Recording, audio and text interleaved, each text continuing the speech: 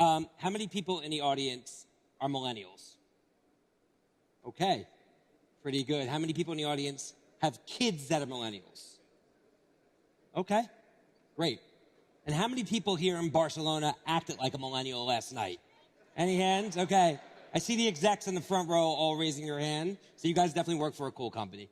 My name is Matt Britton. I spent my entire career helping the largest companies in the world decode the new consumer.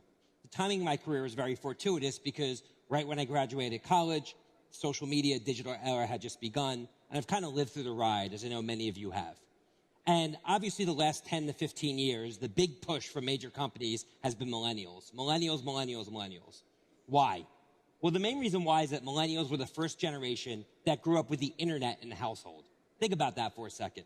Gen X, baby boomers, dinosaurs, who I'm often asked, what's the generation before baby boomers? I think it's dinosaurs. Could be the silent generation, some people call it. But essentially, everyone born before the millennial age had to actually pick up the phone and talk to people if they wanted to speak. If they wanted to meet their friend at the mall, they'd have to kind of sit around and wait for them. And if they didn't show up, they would be sitting around all day, right? Because they had no phones. Their brains are wired differently. I often get asked, well, what about Gen Z, the next generation? And the reality is the jump from Gen Y to Gen Z isn't going to be nearly as stark as the jump from Gen X to Gen Y, because another internet isn't being born anytime soon. And why the millennials are so important to everybody in this room is that despite the fact that so many big companies want to shift to Gen Z, millennials are actually just beginning and having their impact in the business world. If you think about it, the oldest millennial is age 38 years old. So millennials aren't kids anymore, they're actually your customers. And as we all know through consumerization of the enterprise, as these millennials enter position of power at major corporations, the way they think and look about buying decisions, whether it be for software, whether it be for equipment, it doesn't matter, is not going to be the same way anymore. So even though you are not a B2C company, you are a B2B2C company, and you need to understand this new generation. And that's really what I want to impart in all of you today.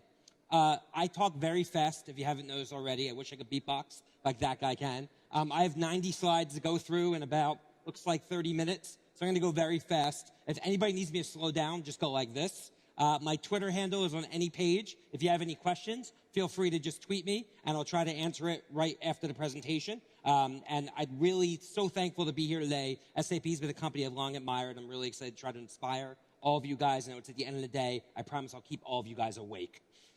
So unlike us Gen Xers and us baby boomers, the second millennials and Gen Z are born, instead of staring into their mother's loving eyes, they're staring into a phone.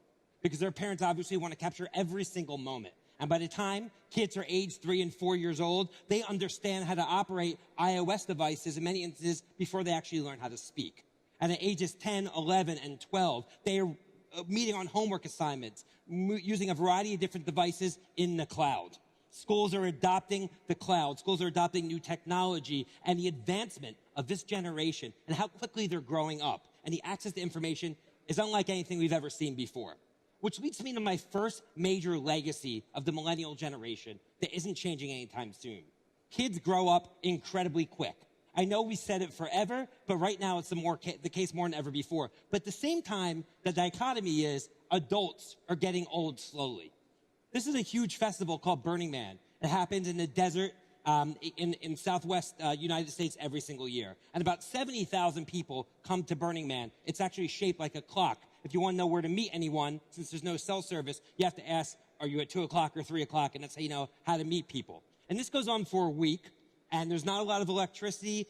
Cash isn't readily accepted, and it's almost a new society. It's also known for these drug-fueled parties that go on every year at Burning Man. And it's not uncommon to see a 70-year-old man like this man partying at Burning Man. In fact, Eric Schmidt, former CEO, then chairman of one of the most powerful companies in the world, Google, actually got his job as CEO of Google from meeting Larry and Sergey, the founders of Google, at Burning Man as kind of a cultural test. Imagine that being the case with Bill Gates when he was forming Microsoft in the 80s, or any great entrepreneurs before that. It wouldn't have been. But it's really a sign of the times on how quickly things have evolved with the older generation. This is what we imagine of how people are going to dress in the corporate world. But if you look at the leaders of leading technology companies, whether it's Satya Nadella, the CEO of Microsoft, or Jack Dorsey, the CEO of Twitter and Square, or famous media honcho Ariana Huffington, you'll see they're building their own styles. They are not conforming to our traditional beliefs of what you actually have to wear and work every day. And it's not just how people are dressing, it's how they're acting. Marriage. People are getting married later than ever before. Why? Well, one obvious reason is Tinder, right? If you can swipe left and swipe right your way, why will you be in the rush to get married? But the reality is, in a 24-hour news cycle, people for the first time ever that are 45, 50 years old can see what 15 or 20-year-olds are doing, and they are trying to gravitate towards their youth. And as a result, they are not in the rush to actually get married. And it's happening all around the world. This is also impacting the age at which people have children. The notion of the family is getting older and older, which is dropping fertility rates around the world. So what does this mean for you? It means that your customer that's 35 or 40 years old may actually be into beatboxing more so than you actually think. Because people are holding on to these youthful ideals, the ideals of Youth Nation that I wrote about in my book, and that the millennial ideals now actually transcend all ages. And one of the biggest changes as a result of all this is sort of a restacking of the deck of what these consumers think is most important, and it impacts how they spend their money and their time. What I say a lot is status update is a new status symbol. Status update is a new status symbol. In the 80s, 90s, and early 2000s, people would define who they were by the brands that they bought. That was the status symbol to society. If you had a Rolex watch, or you had a Mercedes, or you had an American Express Platinum card, it would show people that you have a certain status. If you think about it, back in the day, before there was social media, if you had an amazing experience, say you climbed to the top of Machu Picchu, or you sat in the front row of a soccer match, the only people you could share that experience with were the people who were right in front of you. So as a result, experiences actually weren't something that could be scaled. So it wasn't a status symbol because you couldn't show everybody widely about it.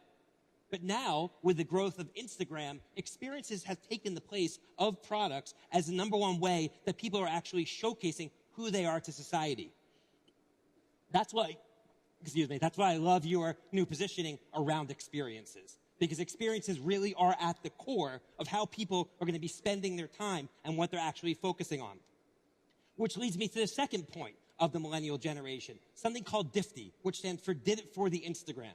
Experiences are now actually so important at dictating the jobs that you get, the relationships that you get into, that people are now pursuing experiences not only to enjoy them, but to actually prove that they were there. This is a mountain in Fremont, California, called Mission Peak. Fremont, California and Mission Peak have been around for a very long time, especially the mountains, right? Mountains don't grow overnight. And what's really interesting is in the last 3 to 4 years, Mission Peak has been plagued with overcrowding, complaints from local visitors, pollution, lack of parking. Why? Because Mission Peak, while it looks like all these people climb to the top of Mount Everest, is actually just a quick 10-minute walk up a small hill with 2 Starbucks conveniently located at the bottom. It's also conveniently located off the exit of a major highway. But when you're laying in your bed feeling bad about yourself, scrolling through Instagram and Facebook on Sunday morning, and you see this guy climb to the top of a pole, you're going to feel bad about yourself. You're saying, I need to get off my butt and stop eating potato chips and actually climb that pole like he did. But the reality is this guy's going to go back down the mountain, grab a coffee, and go right back to his bed, watch Netflix, and eat potato chips. But this is the world that we're living in, and that consumers are comparing their everyday lives to other people's highlight films. And now, all of a sudden, hiking and outdoor activities are taking a huge importance and interest amongst these consumers. People in Russia are renting grounded private jets to take Instagram photos. It would almost be like me posing in front of that Mission Impossible helicopter and telling people that's how I flew into the convention center. People are doing it because they know that that's a new status symbol. It's the new Prada. It's the new Louis Vuitton. People being able to afford a private jet. And actually, people are paying to do this. This is a place called Black Tap. It's in New York City. And they sell these sundaes for $20 to $25 each. Now, I took my 12-year-old daughter there and actually tried to take a bite out of the one in the center before she took a picture of it, and I nearly lost my hand. Right? And it's no surprise that Black Tap has lines around the corner. Are their sundaes better tasting than all the other ice cream stores in New York City? Of course they weren't. But young people know that if they actually can take a picture of the sundae and share it, at ages as young as 8 and 9 years old, it's going to showcase to their friends that they were actually able to get in and surpass this line. And it becomes the new status symbol. Not eating the ice cream, but actually showing people the picture of the ice cream. It's impacting the fitness world. This is something called Color Run, which is now a global phenomenon. It's taken the place of many major marathons in major cities around the country and around the world. People that go to Color Run dressed up wearing all white. And the second they go, they're doused with colorful powder, making the perfect Instagram moment. Of course, in true millennial fashion, the races are untimed. There's no winners or losers in Color Run. And people who finish the Color Run are treated to a live concert from a DJ. This is the new era of what fitness looks like. Because if it can't be shared, you actually were never even there. And there are so many extensions of this Color Run idea. And it's important to know that this consumer, this young consumer, but soon to be mostly your customers, value experiences this much. When we think about museums, we think about the Louvre, we think about the Tate Modern, we think about the Museum of Natural History. Well, this is the Museum of Ice Cream, which is now in 4 markets in the United States and soon to expand around the world. Now, the Museum of Ice Cream isn't a museum the way that you might actually imagine it to be. Okay? You don't learn about the pasteurization, about the cows, and how the ice cream was made. What it does have is a sprinkle room like this, which allows you to jump into a giant pail of sprinkles and take the ultimate selfie. 12 rooms that people go into to actually just take pictures. It's not a learning experience, but if you think about it, the way that consumers think, especially younger consumers, is I can look at a picture of Mona Lisa on my iPad.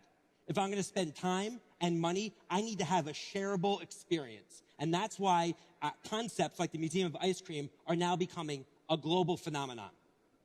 This is obviously driving a resurgence in travel, in last-minute travel, because the best way to build your personal brand through experiences is through traveling places. And when people travel, they're no longer looking at traditional guidebooks. What they'll do is they'll look up a location like Sydney, Australia, and they'll see where the most influential people are actually taking photos. And that's where they're going to go. If it's a hotel, they're going to stay at that hotel. If it's a restaurant, they're going to spend money at that restaurant.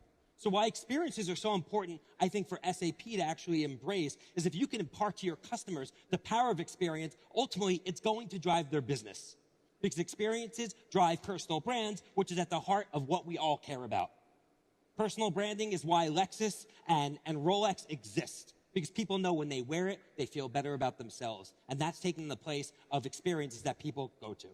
This is the electronic Daisy Carnival that happens in Mexico, in the United States, in the UK.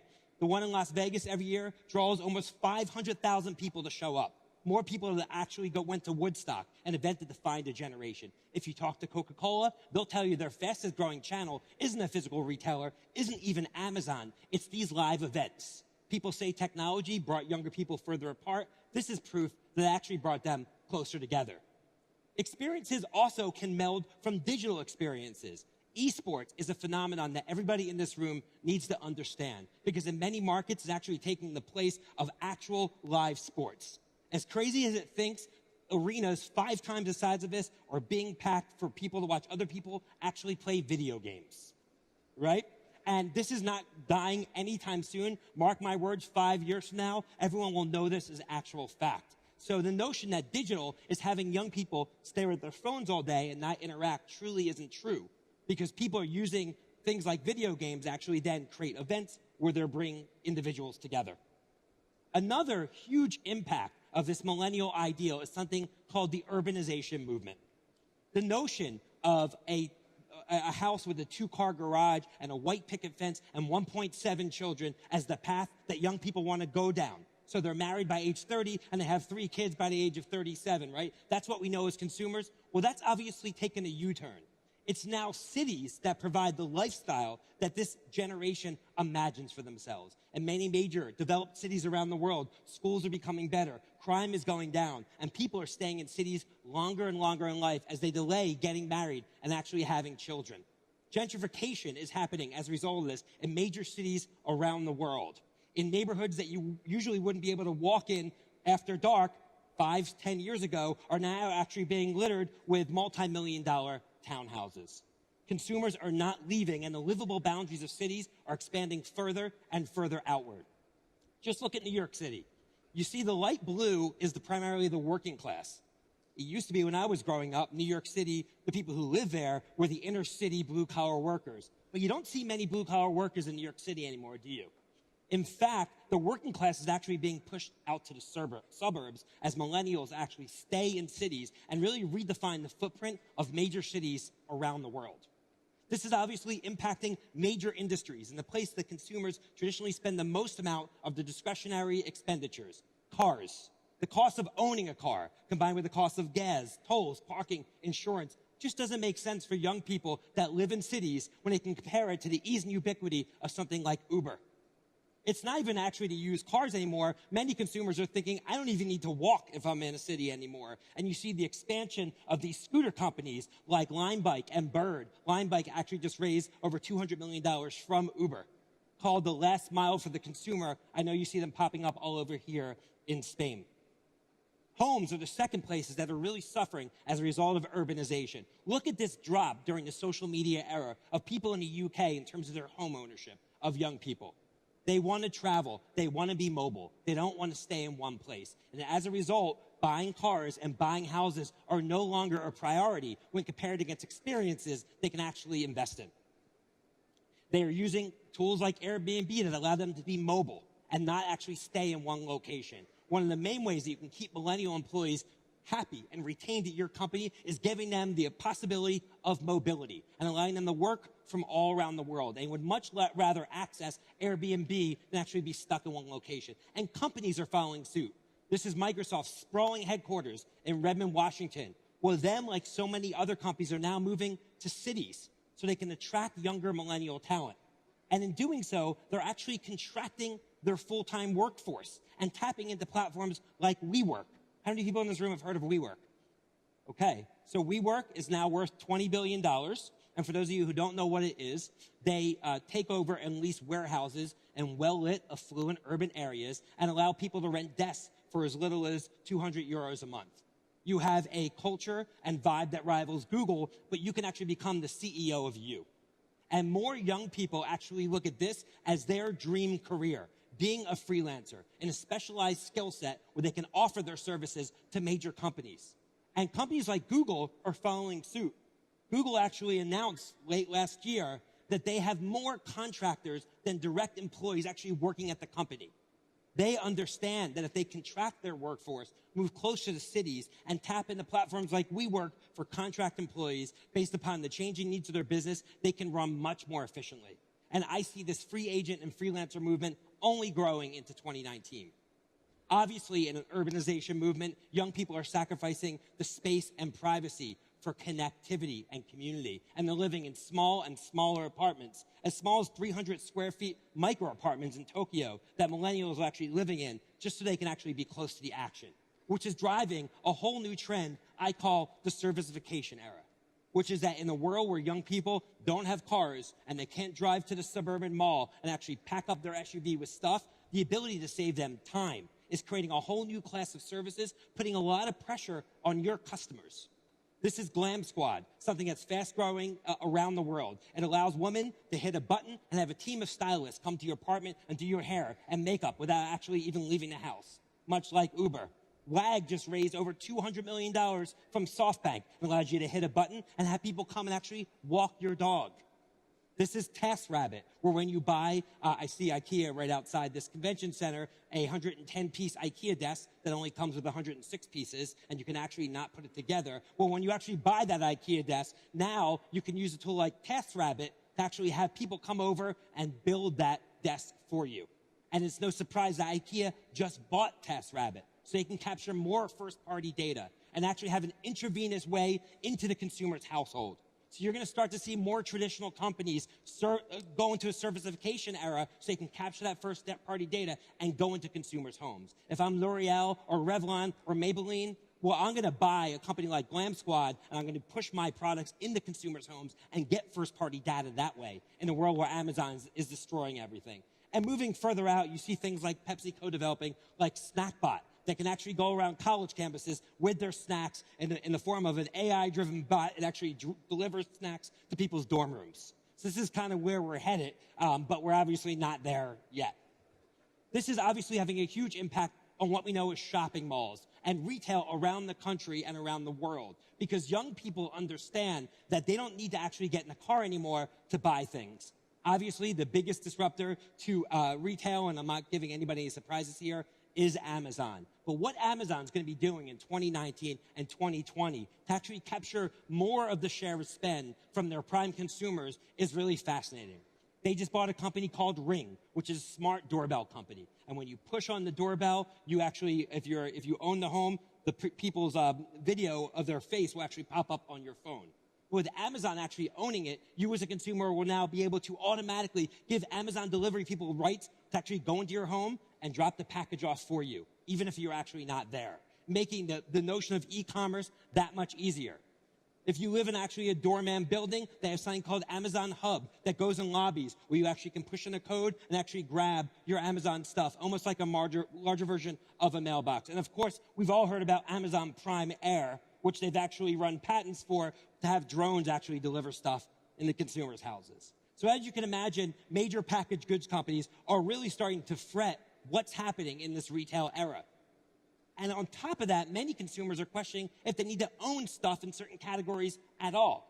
This is rent the runway, part of the whole access over ownership trend, which allows people to rent high-end clothing, high-end dresses for a fraction of the price and actually return it.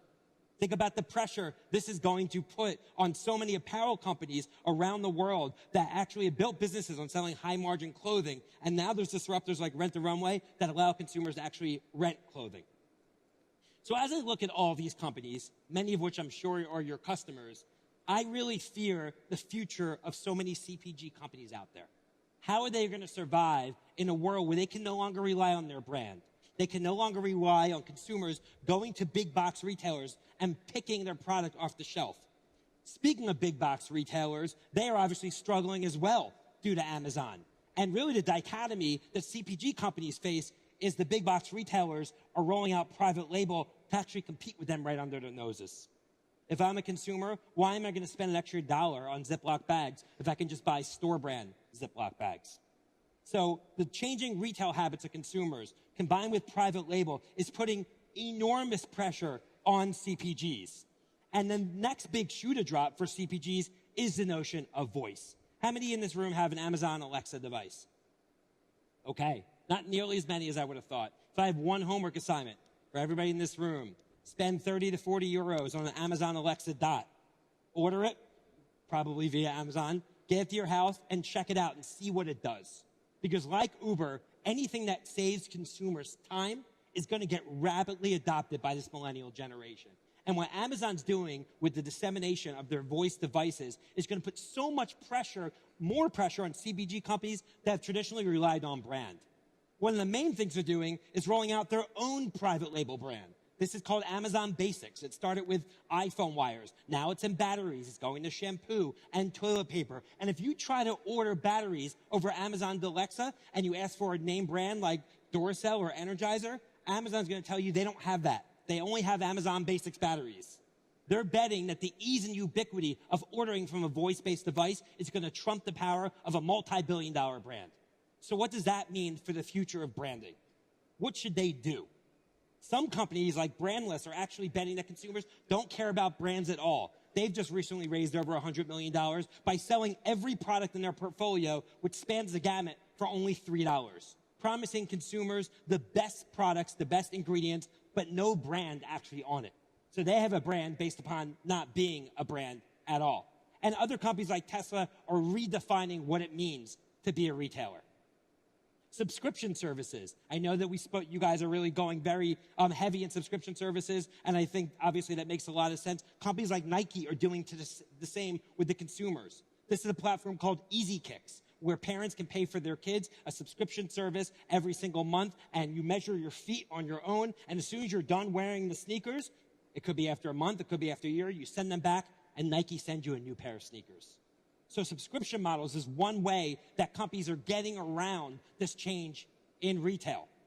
P&G is making changes themselves, understanding with the growth of e-commerce, they need to make real changes as millennials stay in cities, knowing that consumers probably aren't going to be able to pay for huge tubs of laundry detergent. So they've launched a brand called DS3, which is liquid-free household and personal care products that they just announced that allows you to order these little packets, add liquid, and there you have the product.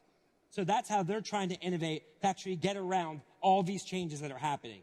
But if I'm a CPG company, what I would actually do is think like Apple and actually try to own the ecosystem. Because the reality is the pressure they're getting from private label from Amazon is really enormous. One idea I've had is, why don't they buy a defunct company? If I sell laundry detergent, why don't I buy a defunct company that makes laundry machines? And make very small laundry machines that can fit inside the drawers of apartments that millennials now dwell in. But make it a smart laundry machine. And every single time that machine actually runs out of my laundry detergent, it would order my specific brand. And instead of me trying to sell to your shop or Carrefour or Walmart, I'll go to the biggest developers of apartment buildings in the world and sell my product to them. So I have an intravenous way to actually sell my product. These are new ways companies need to start thinking about if they want to drive growth in an area that has so much pressure. Consumers are seeing this, and ultimately, the only brands that are starting to matter anymore are brands that actually are utilitarian to consumers. Brands that are living on a brand promise are no longer standing out to brands like Google and Microsoft and Apple and Samsung that are promising and delivering SAP, that are delivering utility actually to consumers. And I think that's a really big thought moving ahead, is what does branding mean in this world to the millennial generation? Another change that's rapidly happening is the barbell economy, and it's happening all over the world, which is essentially that the middle class is rapidly eroding. The top 8 richest men in the world control as much wealth as the 50% poorest people that live on this planet. And it's happening, obviously, at all different levels. The wealth distribution in major markets, it's gutting the middle market because technology has become the great differentiator and the great disintermediator. And one thing we're constantly telling companies is, if you want to win, you have to play in value or play in luxury, but stay out of the middle. Play in luxury like brands like Prada are doing, who still are growing despite the fact that brands aren't as important anymore. The luxury side is still held out as a status symbol around the world. iPhone obviously understands the luxury market, selling their phones for over $1,000. On the value side, there's Euroshop, there's Walmart, there's Dollar Tree, Dollar Store, Dollar General, getting supply chain efficiencies to sell products for the cheapest possible cost. But who's struggling? Companies like The Gap that sell $100 jeans. See, there's not that much of a market anymore for $100 jeans, because the value side of the equation, well, they're buying jeans for $20 at a big box retailer, and the luxury, well, they're buying, a name brand trendy jeans at a boutique downtown, and Gap actually finds itself in the middle. And it's no surprise that they're now closing stores in malls all around the world. So you're seeing it in airlines, you're seeing it in automotive companies, and you're going to see it across all your customers. Pick a side, luxury or value, but don't actually stay in the middle. And I'll wrap this up by talking about what it means to be young and youthful. Because when I was prepping for this, I spoke to some of your execs, and, I was told, which I often am, don't focus too much on young people, because we have people of all ages, and all companies do. And I actually don't believe youth is about an age. I believe it's a mindset. And one thing we've seen through this millennial disruption is that things like Facebook started in the college market and then got adopted by all ages around the world. It doesn't matter how old you are to understand these changes are occurring and allowed to adopt the way that you actually go about business. And millennials are not going away anytime soon. They are the largest generation via population around the world. Their spending power is about to overtake Generation X. And again, as the CFOs of the household and COOs, CEOs and CFOs of major corporations, their way of thinking is going to become paramount to your growth in the next 5 to 10 years. In the Industrial Revolution, as we know, it was all about oil. And we knew when we were building factories around the world, as we expanded the Industrial Revolution, that we needed oil to actually power our factories. But with millennials, the new oil is data. Data now powers organizations, allows them to scale, allows them to increase their margin, allows them to react incredibly quickly, as everybody in this room knows. And the companies like Coca-Cola, like Procter & Gamble, like so many of the largest companies in the world that do not have first-party data are going to be in dire need for sophisticated platforms to be able to evolve their business and avoid disruption. And if you think about it, what if I told you during the Industrial Revolution that in the span of 10 years, there is 100 to 1,000 times more oil readily available. How quickly would the Industrial Revolution would have expanded? Well, that's actually what's about to happen with 5G. Because what 5G is about to do with data is take an average download speed of 15 megabytes a second to 1 to 10 gigabytes per second. And that's going to be starting to roll out around the world later this year. And what that's going to do with the proliferation of data and smart devices and self-driving cars, we're going to see a quantum leap forward. And the companies that have not been able to revolutionize their business for their millennial tendencies, you're going to continue to see them go down one by one by one. So learn about 5G, learn about its impact, because it's not just going to impact the communications companies, it's going to impact every company, because companies now live and breathe on data the same way factories did on oil during the Industrial Revolution. We're going to start to see things like the telephone go away in the next 5 to 7 years. That's right, I don't think phones will still exist. I personally believe, and it's on camera, so we'll see if we're right, that they're going to be replaced by smart contact lenses.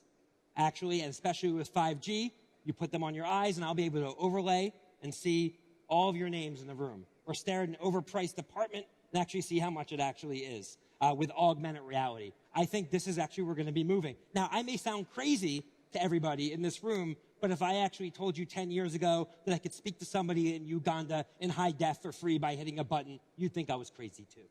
And the rate of change is accelerating so fast that these are the type of inventions that I think large companies are going to try to embrace as the world gets faster and faster. And yes, it's incredibly scary. The other major change I see happening is the disruption of television. As we all know, over $200 billion every year is spent on television commercials. And while the Apple TV looks like this today, tomorrow I think it's going to be looking more like this. If you speak to a 10, 11, 12-year-old kid, they'll tell you they do not know what a television network even is. They are not tuning into TV networks, they are tuning into people. They are going to YouTube and actually tuning into people. The individuals now have the power over major media corporations. And at this year's CES, which just ended, what started to happen is the major component manufacturers like Samsung are now starting to integrate Apple into their devices. And I believe the television is soon going to enter a phase where the TV is a giant iPad hanging on your wall. And considering the fact that so many of your clients are spending 80 to 90% of their marketing budget every year on television, what are they going to do? What are they going to do without data when I can target people in a certain city who like a certain artist that are planning on going out Friday night versus having to target a monolithic 18 to 34-year-old audience? So I think the disruption of TV is going to be one of the last pillars to fall in terms of the impact of the millennial generation. So again, we are not talking about kids. We are talking about your customers. Soon, 5 to 10 years from now, every single one of your customer buyers are going to be millennials. And this is the world they're all going to be living. So understanding how these consumers think, understanding how they value experiences and urbanization is going to actually drive their business buying decisions. And I hope that everybody in this room takes the time to understand that this organization is in the place and empowered to embrace these new ideals. And I see nothing but success for everybody moving forward. So I wish everybody here the best of luck, an incredible 2019. Thank you, guys.